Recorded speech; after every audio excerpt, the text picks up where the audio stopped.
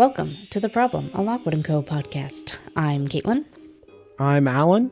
And this week we're talking about the final part in The Screaming Staircase, part 5, which is just called And After.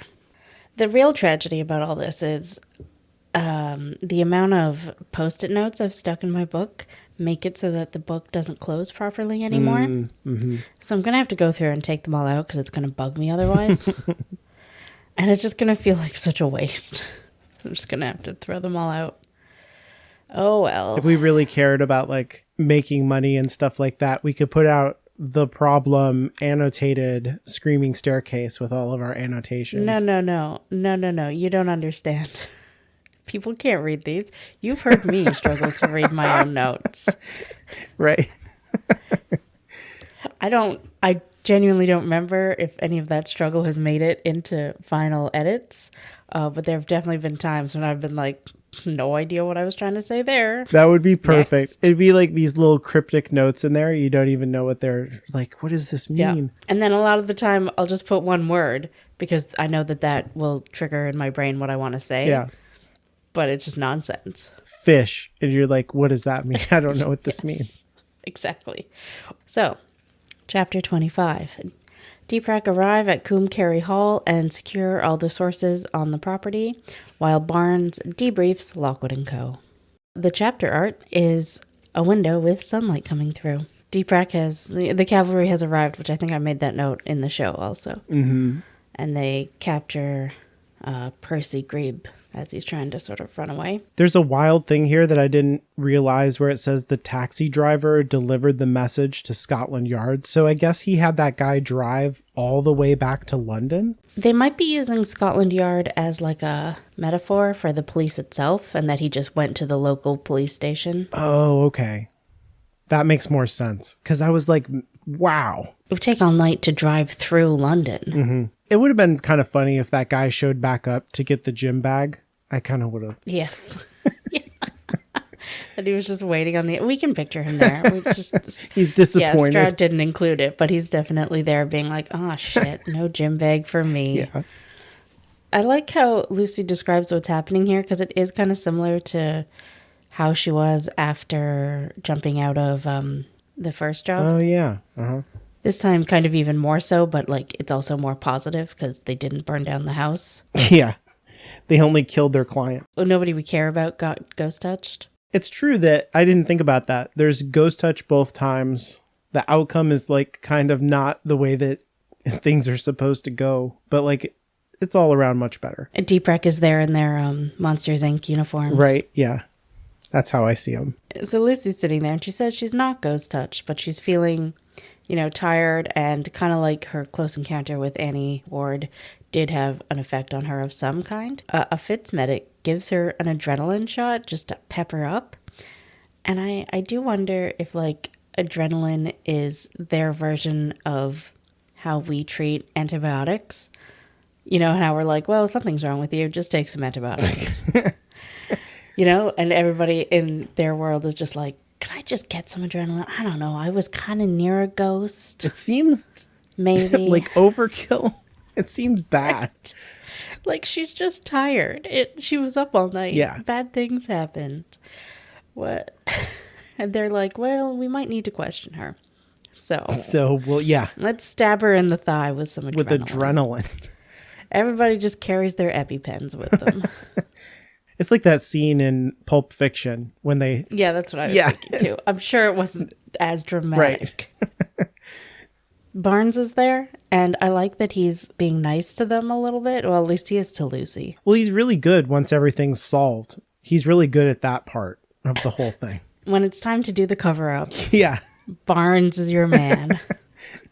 That's why he's gotten so far in DEPRAC. Right, that's probably exactly right. Fairfax definitely dead, unable to be resuscitated.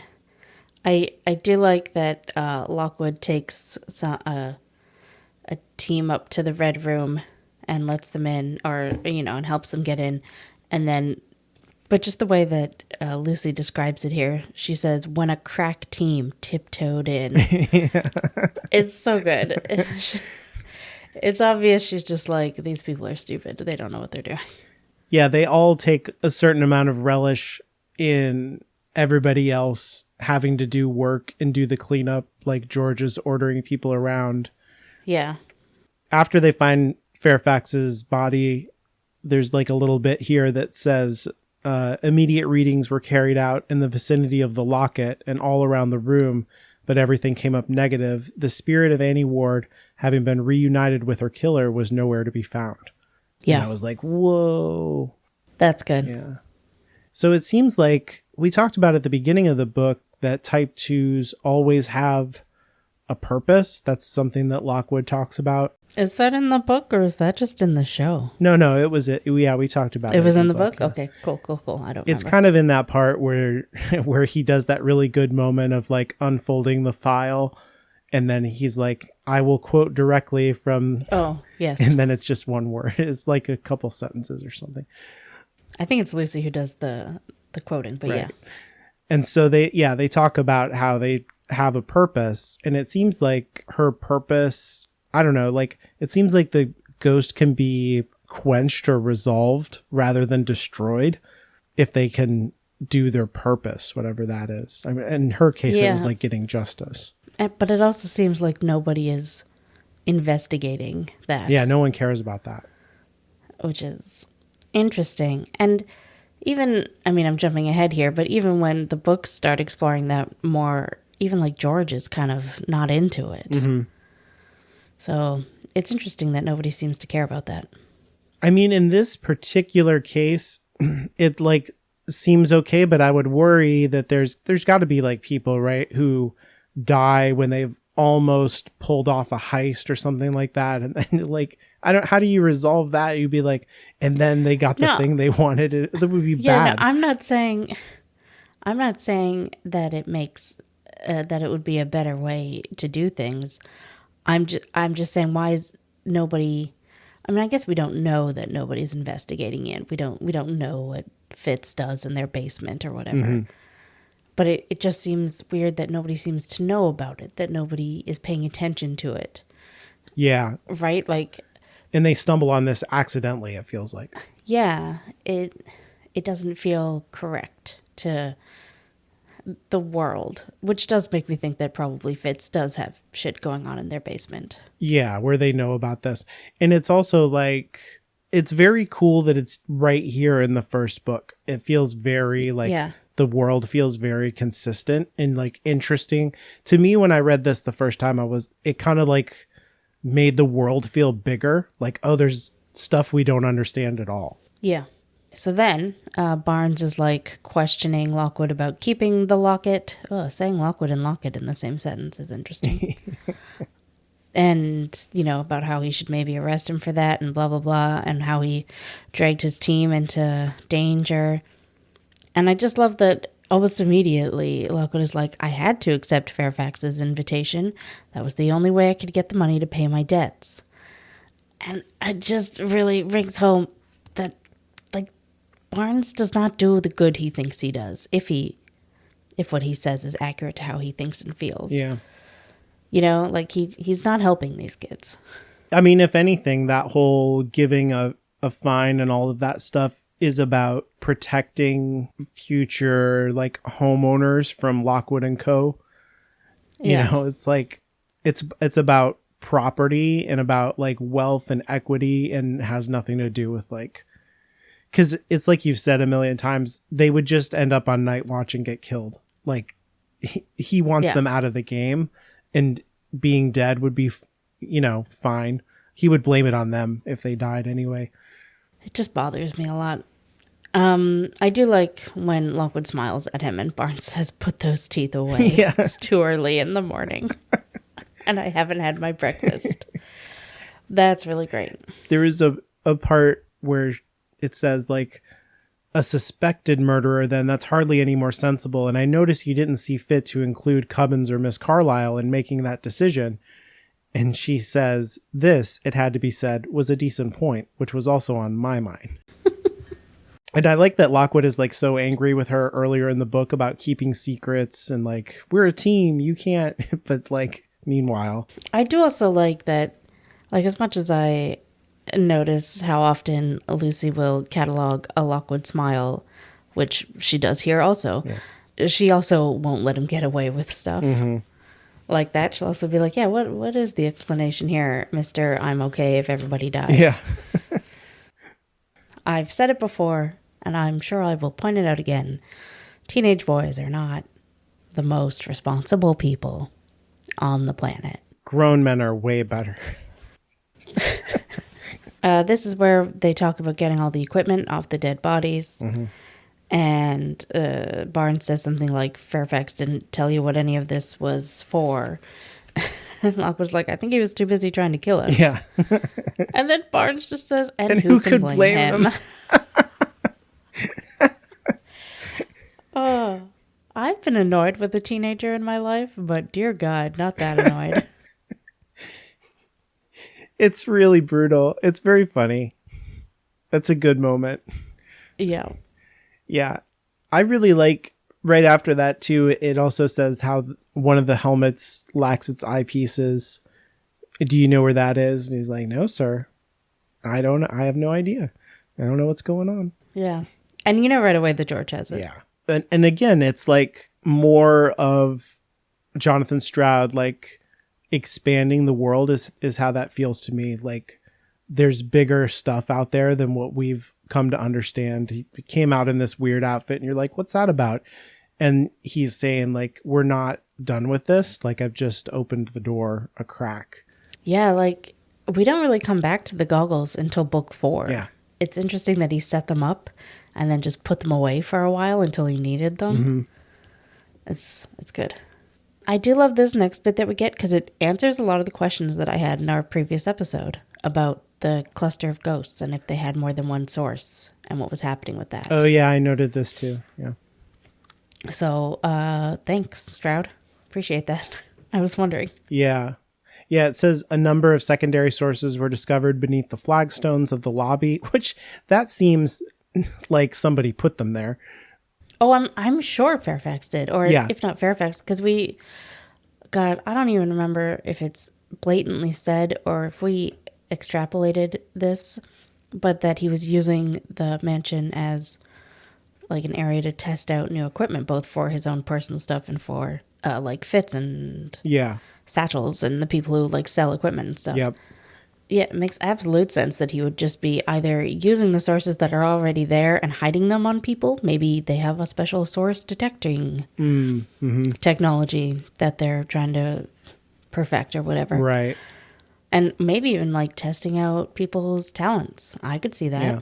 But then once the monk's bones are gone, they seem to be depowered, even though they are sources, which is really interesting. There are things in the world that we don't totally understand and can learn more about. Yeah, kind of like they were all type 1s, but the monks were making them type 2s because they were so type 2. Yeah.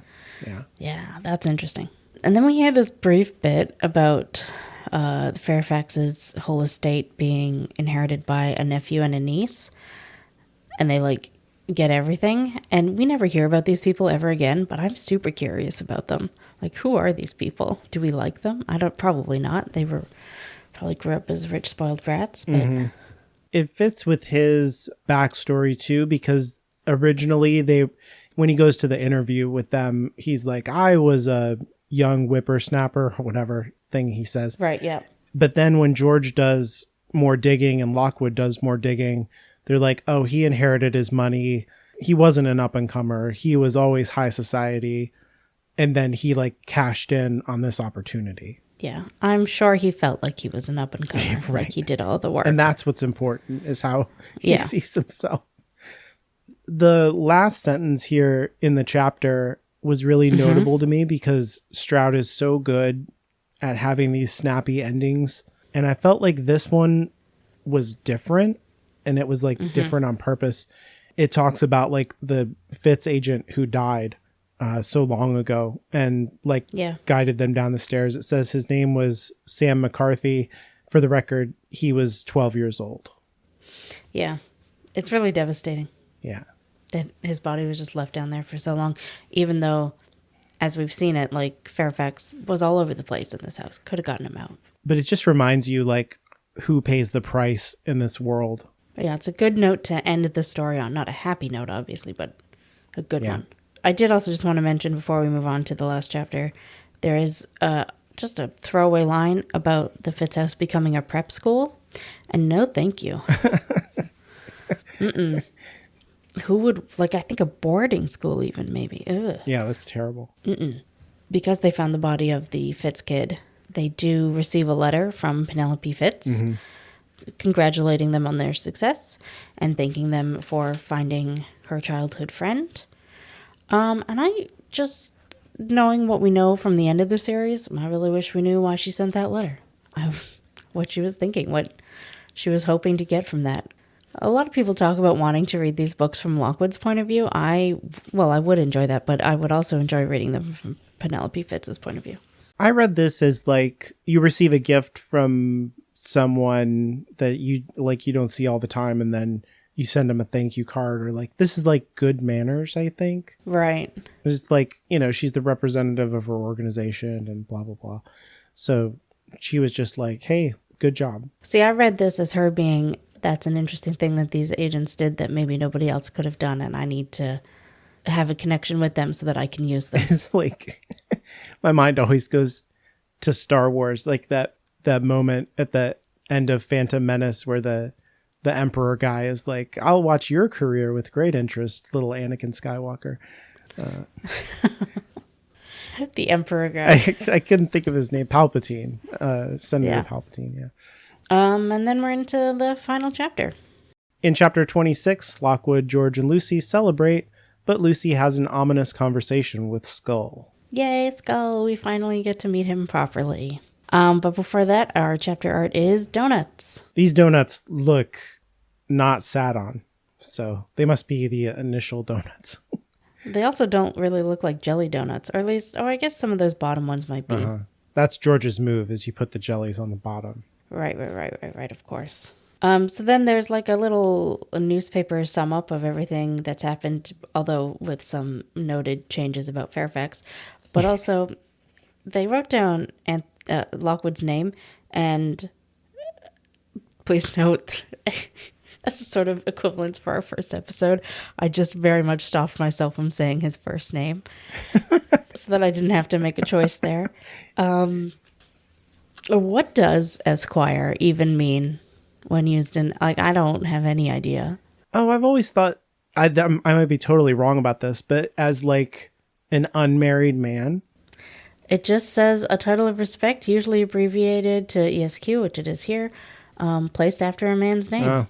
In my personal, like, if anybody ever refers to someone or especially to themselves that way, I'm like, oh, best avoided this person.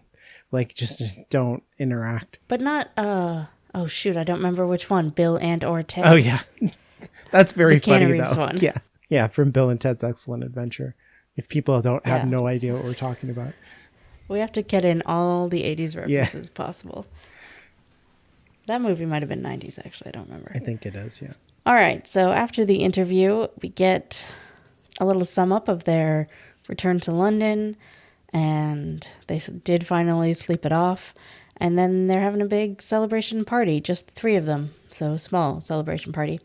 And I just wanted to say that, like, as much as I love how Lockwood & Co. expands in the coming books, I do just love the three of them. Mm-hmm. Yeah, he does a good job of really getting us, and this, I think this chapter pays it off, to care a lot about all three of them and about the bond that they have. Yes. I do like that there are lies in the news story. Yep. After having a few news stories sprinkled throughout, it does make me wonder, like, if there's some kind of commentary about, like, the news is just like another corrupt arm of the establishment, you know?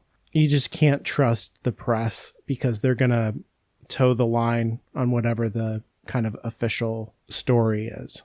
Or they're going to be lied to, or they're going to be paid off. Yeah, exactly. It's not that... Because here the press was lied to. They were lied to, right. Yeah, that's a good point. But you can't trust what you read, in other words. And so, like, it kind of retroactively helps with the whole red herring situation around who the killer was too. Oh, I can see that. Yeah, that's You fair. know what I mean? Like all fingers pointed at Hugo Blake, but it's like, how much was Fairfax using, whatever influence he had to keep his name out of the papers? You know what I mean? Yeah, that makes sense. Maybe he paid somebody off to write about Hugo Blake. Yeah, exactly. Or yeah, he went to them and was like, well, her boyfriend was Hugo Blake. Did you know? Yeah, Blah, blah, blah. I could see for him, even that would be like two birds with one stone. Yep. So yeah, it was just interesting to like notice again that it was riddled with lies. I mean, the other riddled with lies was funny because it was Lockwood being like, we really care about, solving murders and things like that. And then they're happy that they're finally getting some good press. But of course, that's because they didn't burn Coombe down. They just killed their client. They just killed their client. So George says, I suppose there's always room for improvement. George, it's nice that you know that about yourself. Yeah. Right after that, it says, I'm just sorry I said after a while that Barnes made you lie about Fairfax. He should have been publicly revealed for what he was. And yeah, this made me think like how I've been talking about noir detective fiction. Lockwood just basically lays out the morality of that right after this in response that like you can't get justice inside the system and they have to be satisfied with the justice that they create for the victim. And that's like always how a noir detective, like a lot of times they don't even get paid. They just like have to be satisfied with the fact that they killed the corrupt cop or, like the bad guy fell off a bridge or something like that. But nobody's ever going to go to jail. They're never going to dismantle the system. They just have to be satisfied with what they can get. Yeah.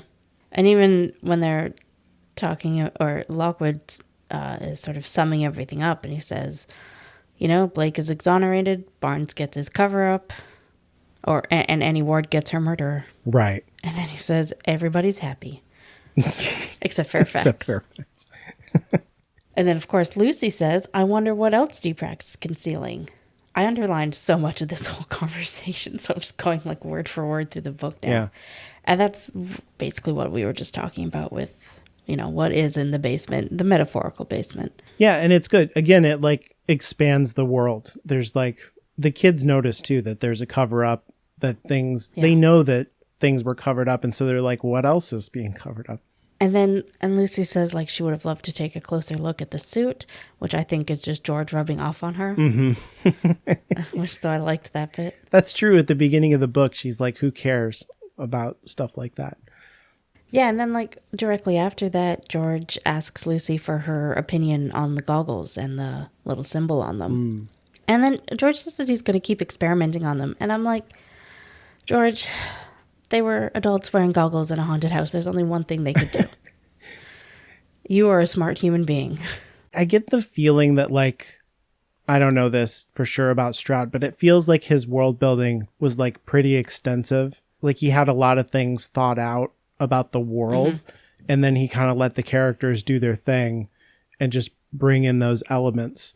I don't know that he was setting up specific plot things necessarily, but he was setting up world things, it feels like. Yeah.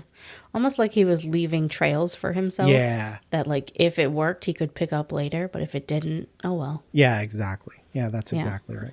The one big British to American English change that I notice here is George says we're almost out of ginger ale in the American, and in the British it was ginger beer. Yeah, right. They can't be drinking beer. It's not even an alcoholic drink. I know. It's like ale is the same thing. That means literally the same thing. But they are different drinks. Yeah. Oh, wait. So wait. Maybe I don't know this. So like ginger beer is not the same as ginger ale? No, don't make that mistake. Oh, okay. Completely different. I didn't know that. Yeah. I know I don't like ginger ale very much. I don't know if I've ever had ginger beer. Yeah, I'm not a fan of it, but well, actually I haven't had it in a really long time. And I think when I did have it, I was kind of expecting it to be more similar to ginger ale. So probably something I could give a second chance to. I think my associations, we're spending way too long on this, but my associations with ginger ale are purely around when I would get sick, my mom would buy ginger ale and be like, drink this. And so It's like sickness in a can for me. I enjoy ginger ale sometimes. I always get one on an airplane. I associate Like if I'm on an airplane and the lady's like, what would you like to drink? I'm like, oh, ginger ale, please. I don't know why. Yeah, the I ginger's just always supposed to get settle ginger ale. your stomach, so Yeah, but my stomach is not really. you're not nervous upset. on the airplane, yeah. Oh, I am, but after takeoff, I'm fine. Takeoff and landing. Once we're in the air, I'm fine. And then we have a nice little conversation between Lucy and Lockwood when George goes to get more food.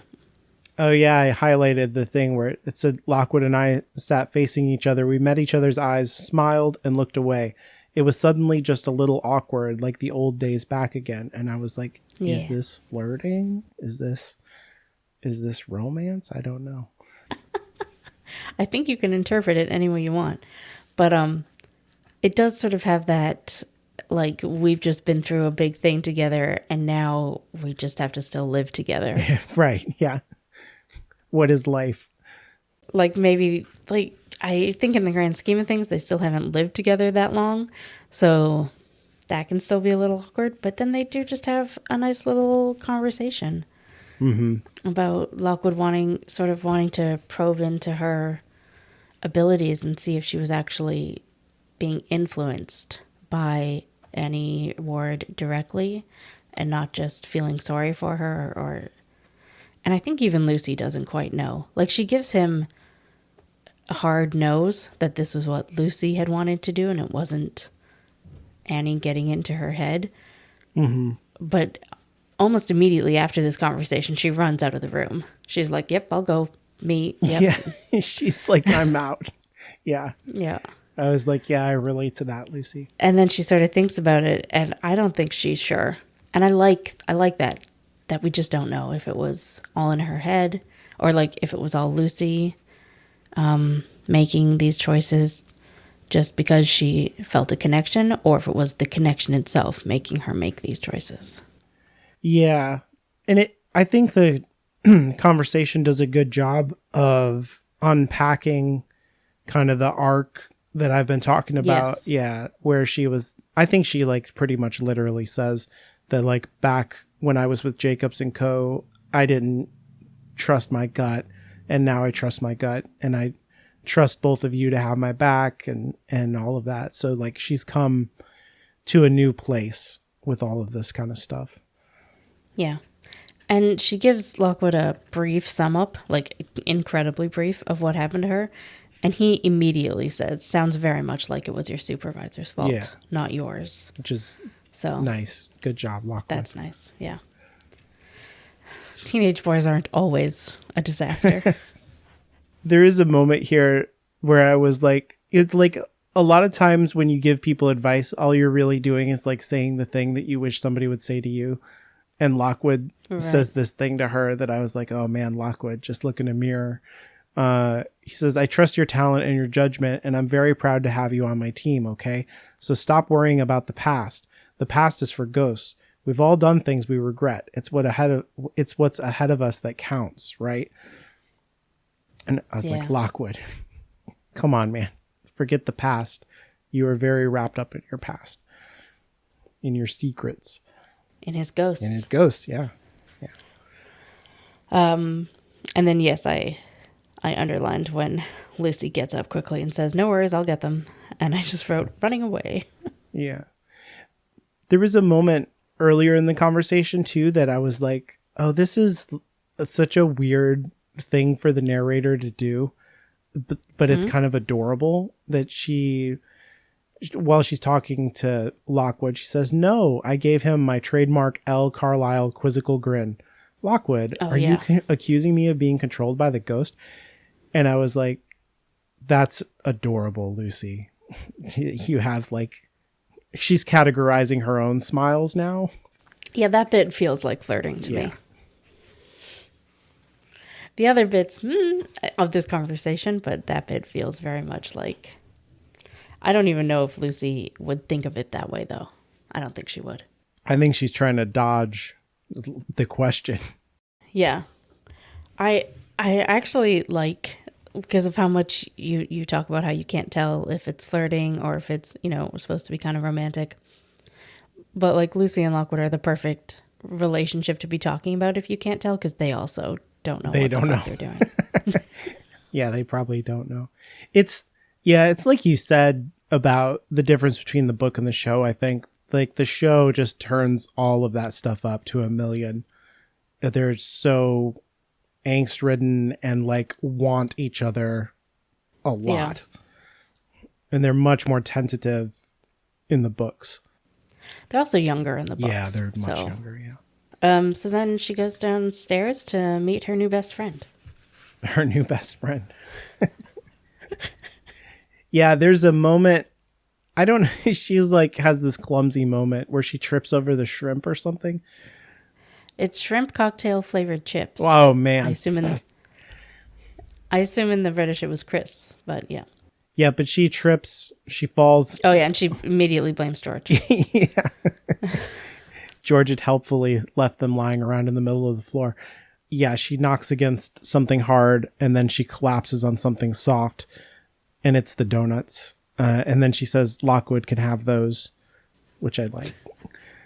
I like that, but I also do think of the three of them, Lockwood would care the least. That's true. Especially if Lucy gives them to him. Like, if George gave them to him, he would very much be like, why?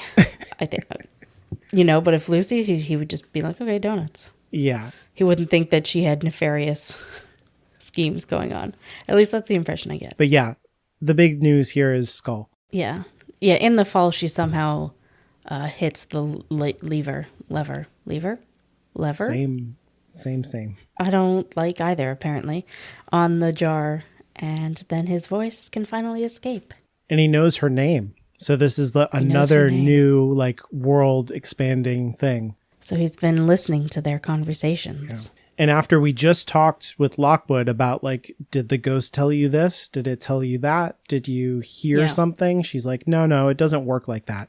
And suddenly it does. And I love that his first, like, full sentence is, about bleeding time. I've been calling you forever. Which is great because we do see him, like, mouthing words and stuff throughout the whole book, right? Right, yeah. Yeah, his character's very consistent. So again, you get the feeling that, like, Stroud had already mapped out what this thing is and its personality and stuff. And also important to note that the jar he's in is designed for this. Right. Right? Like, it's designed to let his voice out and then keep it without letting the ghost out. Right. And then to be able to close up. So somebody else knows what's going on here. Like, as much as George experiments and fiddles with this thing, he probably has sprung that latch, but he wouldn't be able to sense this. But Skull does insult George almost right away, so we know he belongs with the agency. Yeah. Oh, he also insults Lockwood, but he just calls him callous. Mm-hmm. I don't know. And then Lucy goes to close the jar, and in order to convince her to not close it up, he has some important lines here, where he says, "Death's coming to you all, because everything's upside down. Death's in life, and life's in death, and what was fixed is fluid. And it doesn't matter what you try, Lucy, you'll never be able to turn the tide." Yeah, so it seems like Skull knows unknowable things. It's very mysterious. It's very evocative. Right here at the end of the book, we're, like, making things really, really big and kind of bringing it back. At the beginning of the book, we were talking about the problem, and it feels like this is really bringing it back to the forefront. That, like, yes, we solved Coombe Hall, we saved Lockwood and Co., but, like, things are not fixed. And if you listen to Skull, they're unfixable and inside out and backwards. Yes. I can't really say anything because I know what he means. Yeah.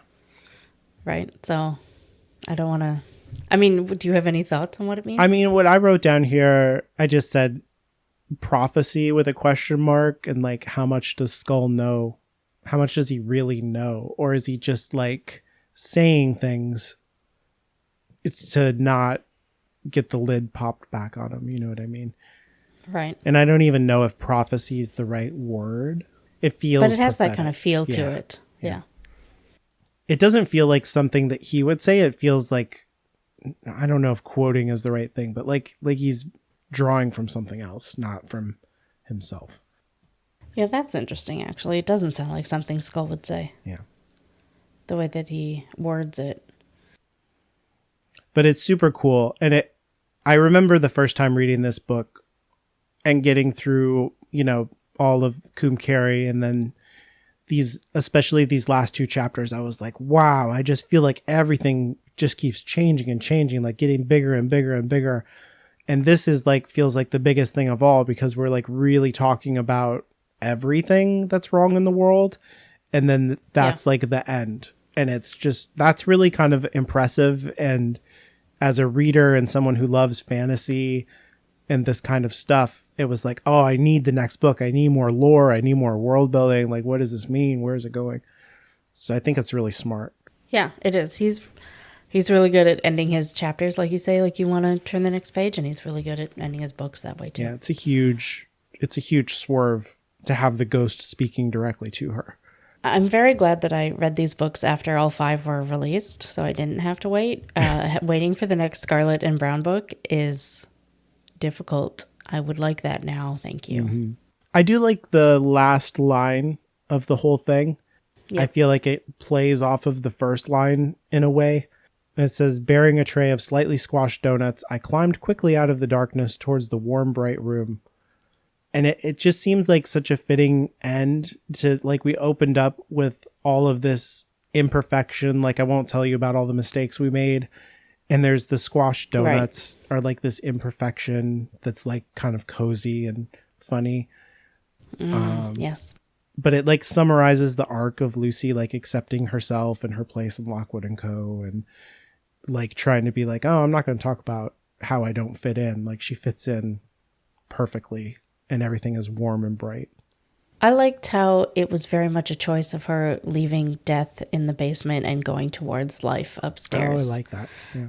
Because she talks about hearing Lockwood laugh and wanting to be in on the joke and laughing with them. Yeah.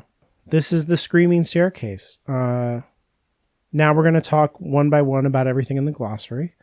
And oh, fuck. No. I was going to say I did not prepare for that. I forgot that it was here. And then I kept going in my ebook and it has like the first chapter of the next book. And I was like, oh, okay. I'm not reading this yet. I'm really excited to get to book 4 with you because it's my favorite and we get a lot of answers in book 4. But we still have to get through 2 and 3. Yeah. And that sucks. I feel like... I mean, I like 2 and 3 also. But, Yeah. I was going to ask you, like, how do you feel about book... I feel like this book was long. And I don't think it was like... Maybe it was the change in plan that we had, but like analyzing the book, I was like, man, this it's not bad or anything, but I was like, I spent more time on this than I expected to. So I don't know how you felt about it. See, in a way, it felt very short to me. Like it's weird to me that we're done already, even though, we had delays that we weren't expecting, which is great. Because at the beginning of this, I was like, we should record a bunch before we release because we're going to have delays. Yeah, that was smart. Yeah. But it still felt pretty short to me. A lot of the other things that I and you have podcasted about are pretty dense. Yeah. And I don't mean to put down Lockwood and Co. at all, but you can get through the chapters pretty quickly. Like, they're easy to read. They are also intelligent, and I like them, obviously. We just spent hours and hours talking about them all, so I'm not being insulting here. But we're also not, like, delving into the history of the schism in the Christian church like we were with his Dark Materials, right? Yeah, maybe that is what I mean, is like there was a lot to talk about, and I don't know that I would have said that going into it. I think I really did think like we'll have 30-minute, 45-minute conversations about each part, and it was like we were taking 90 minutes or more to really go through this thing because like the world building is so intricate, the characters are so well designed, and like everything is put together so smartly that there was a lot to talk about. I think that's the beauty of a well-written middle grade series, is that you can read it just as kind of fluff, as like entertainment. But when you dive into it, you find all the little things. That's why podcasting is fun, or why I enjoyed English class personally, because when you tear something apart, you appreciate it in a different way than when you're just doing it for entertainment. Not that either is wrong or bad, but just different. Yeah. I think you probably have to do a better job, I would say, at middle grade on like tightening up your characters, on keeping your world building really coherent, because they're just going to put your book down. You know what I mean? Like, it's really got to roll. It can't be too long, and it has to like, the depth has to be under the surface, if that makes sense. Then adult books have a lot more latitude to like really dig into things, or like really search out spaces and make it longer. And sometimes that stuff, even though it's like more interesting, or like can be more crunchy, or like delve into, you know, sexual themes or traumatic themes and blah, blah, blah.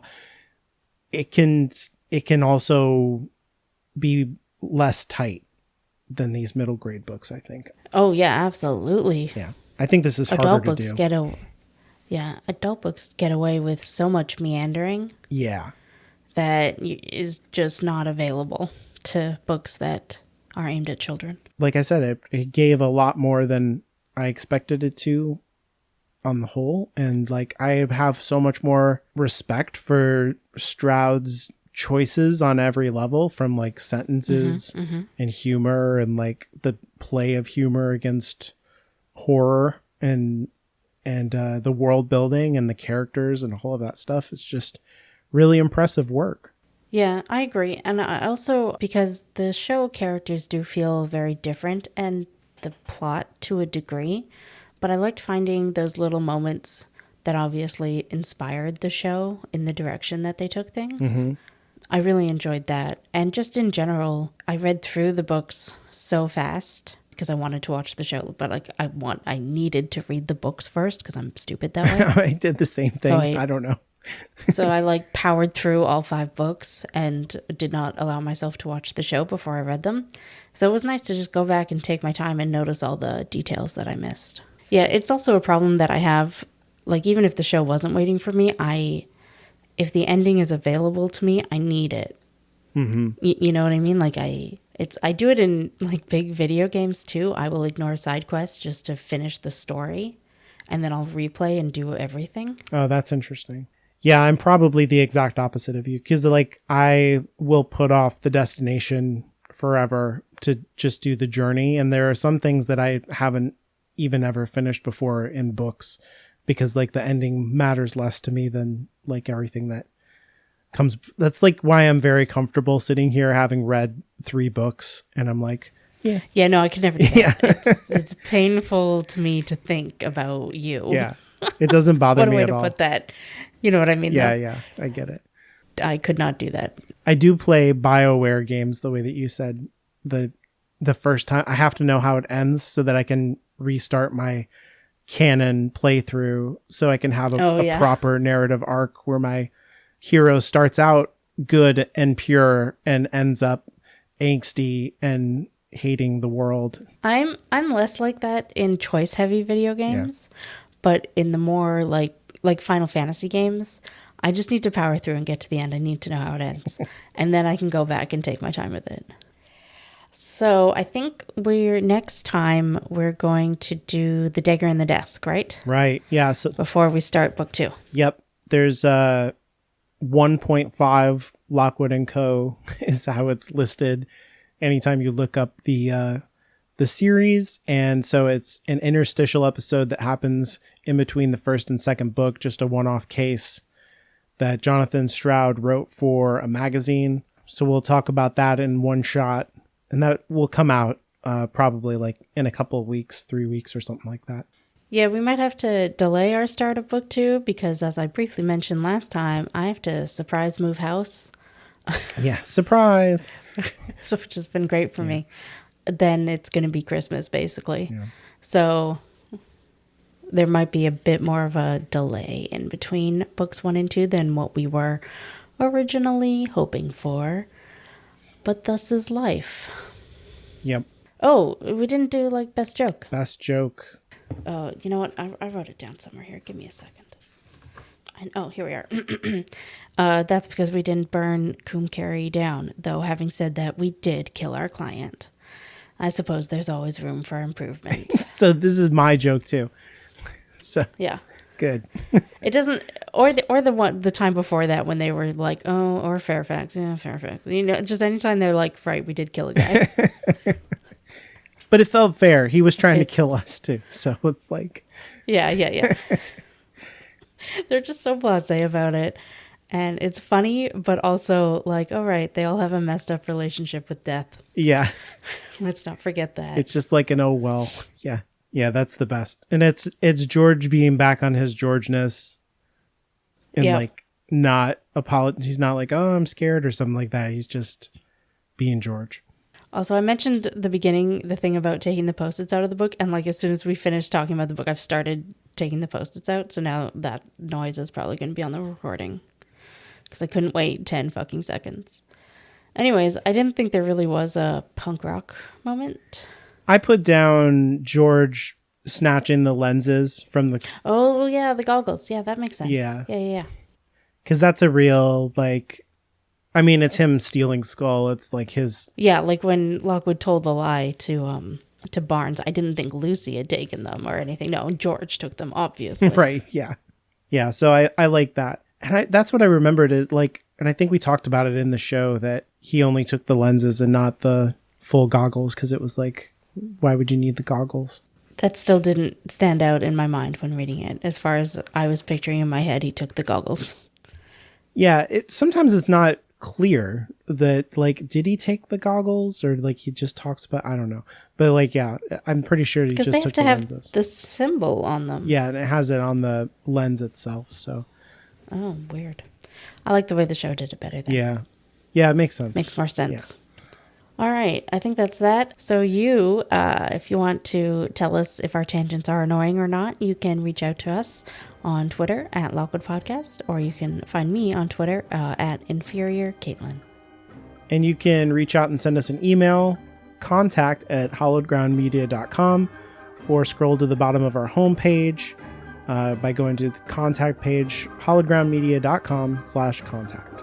And remember to always kill your employer. Oh, yeah. For legal reasons, that is a joke. Going out on a Marxist. Workers of the world.